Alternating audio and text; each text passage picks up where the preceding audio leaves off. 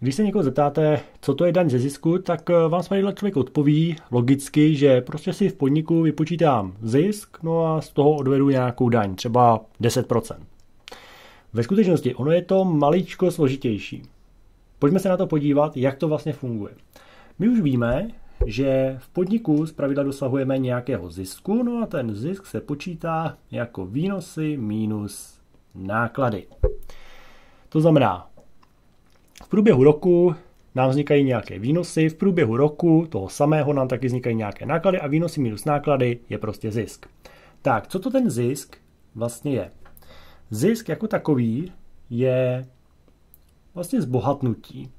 To znamená, je to zbohatnutí té společnosti a většinou se udává za jeden rok. To znamená, když se někoho ptáte, nějaké firmy, nějakého manažera, kolik jste měli zisk, tak on vám řekne, no za minulý rok to bylo tolik a tolik.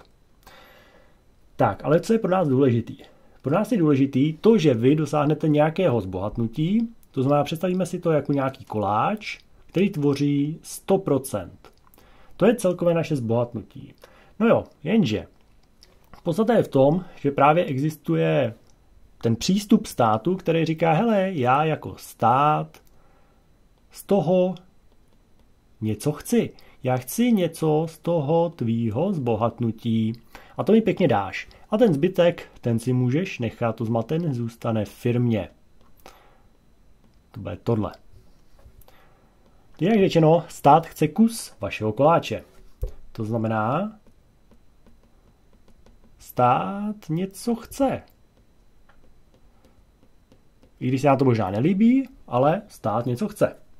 A to, co právě chce, ta část toho koláče, je ta daň ze zisku. Tak, to znamená, dostali jsme se k tomu, že prostě stát chce něco z vašeho zbohatnutí a to, co si teda ten stát veme, tu část, kterou vám jakoby veme, je daň ze zisku. A ta daň ze zisku vlastně je nějakým způsobem pochopitelně upravená a je upravená jako, nebo jakoby je upravená v nějakých zákonech a je to tedy daň z příjmů právnických osob a fyzických osob. Možná víte, právnické osoby, třeba k příkladu akciovka, SROčko, to jsou typické právnické osoby, ale pak vedle toho můžete být i fyzická osoba, to znamená, když budete třeba dělat webové stránky, tak si asi na to hned nezaložíte několika milionovou akciovku, ale budete třeba dělat na živnostenské oprávnění jako na sebe, jako jeden člověk, tak to budete fyzická osoba.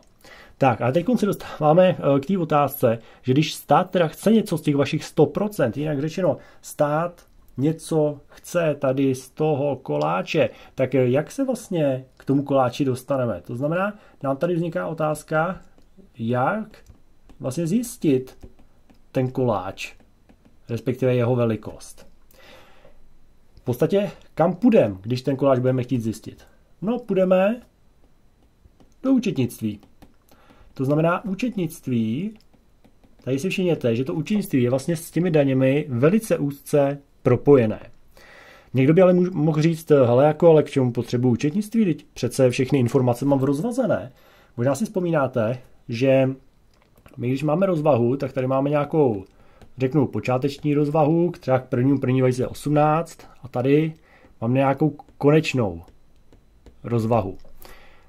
Třeba k 31.12.2018. Tady jsou aktiva, pasiva. A možná si vzpomínáte, že my, když jsme se bavili o rozvahách, tak jsme si říkali, že tady v těch pasivech je nějaký výsledek hospodaření. A dejme tomu, že tady bude třeba zisk 10 milionů. Tak. A tady toho 31.12. no tam bude výsledek hospodaření třeba 13 milionů. Tak. A někdo by mohl říct, no tak jako k čemu potřebuju to účetnictví, ne? Tady prostě stačí se podívat do počáteční rozvahy, do koneční rozvahy, no a vidím, že to zbohatnutí je 3 miliony korun. No tak teprve z toho začnu počítat nějakým způsobem tu daň. No jo, jenže tady je problém, protože jak vy dokážete, že jste začínali s 10 miliony a že jste skončili s 13, to, že to máte napsané v rozvaze, tak vám prostě lidi řeknou, hele, to si tam prostě vymyslel, že tam napsal nějaký čísla a jako ne, mě pěkně, jo, stát za vám přijde, řekne, ne, mě pěkně zajímá, hele, co je tady mezi tím, to znamená v tom roce, jak vznikaly všechny ty různé operace, ty výnosy a náklady, to mě zajímá. Ukaž mi to a ukaž mi, že jsi skutečně dostal tady z těch 10, tady na těch 13. To znamená to účetnictví, tam opravdu musí být. Nejde to žádným způsobem obejít. Když se teda podíváme, co vlastně ten stát dělá v rámci této naší problematiky. No, stát vlastně říká, že ke zjištění toho, řekněme, zbohatnutí se používá účetnictví. To je prostě stanovený. Prostě ke zjištění toho zbohatnutí musíte používat účetnictví. Potom vám taky říká, jak se účetnictví vede. To znamená, jaká jsou tam pravidla, co můžete, co nemůžete a tak dále.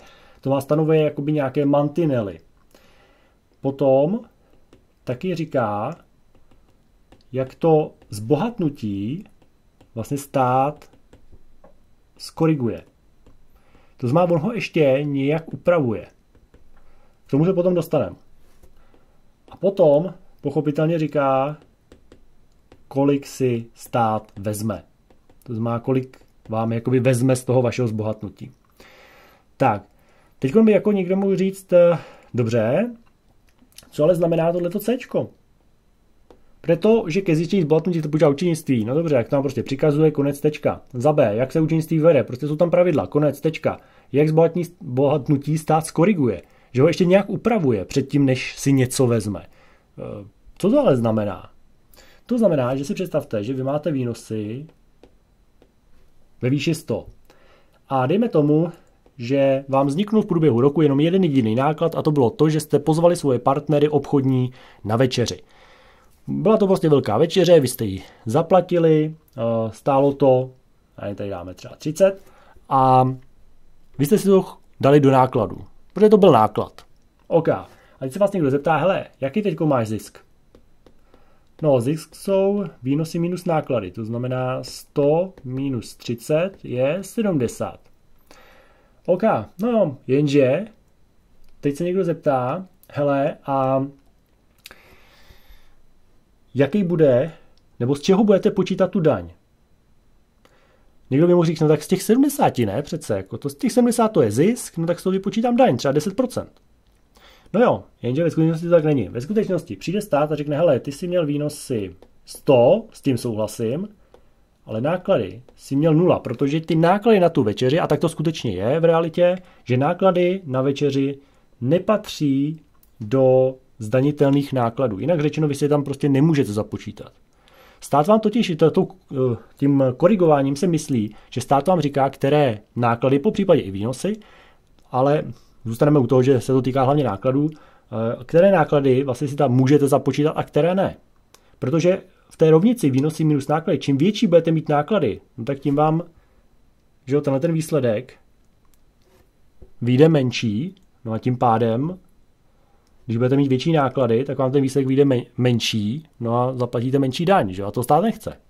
Takže ve skutečnosti vy to musíte vypočítat zase jako výnosy minus náklady, to znamená 100 minus 0 a teprve z této stovky budete počítat třeba těch 10%, to znamená tu daň. Tady tomu se říká takzvaný základ daně. Základ daně je prostě jednoduše řečeno to, z čeho tu daň potom už počítáte. Pro nás je ale důležité, že prostě některé ty náklady jsou daňově uznatelné, některé ne, to znamená některé můžete započítat, některé nemůžete. Jo a všimněte si, že kdybyste počítali 10% ze 70, tak vám prostě řeknete, tak státu zaplatím 7.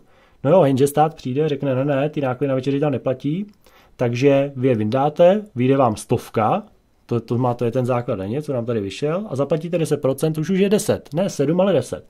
No jestli to máte v milionech, tak místo 7 milionů zaplatíte 10 milionů. Což je zatraceně velký rozdíl. Takže, ještě by teda mohla vzniknout otázka, dobře, a kdo mi jako řekne, který náklady jsou daňově uznatelné, které ne? No, to se musíte právě podívat do zákonů, které vlastně tohleto upravují a jsou to vlastně zákony, které se týkají daní. Tak, a ještě bych tady rád upozornil na jednu takovou zajímavost. Všimněte si, my jsme tady brali tyhle 4 body, co ten stát vlastně dělá. No a všimněte si jedné věci. Tyhle ty 2 věci jsou vlastně upravené zákonem o účetnictví a tyhle ty dvě věci jsou naopak upravené zákonem o daních z příjmu.